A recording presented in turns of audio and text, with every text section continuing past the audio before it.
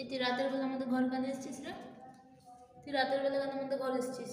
হ্যাঁ, আবার গিয়ে পাপোসে বসবে। একটু ফুটেজ দে না আমাকে, একটু ফুটেজ দে, একটু পাত্তা দে, অন্যদিকে ঘুরে দিচ্ছে। এই তো সুন্দরী, সুন্দরী বিড়াল।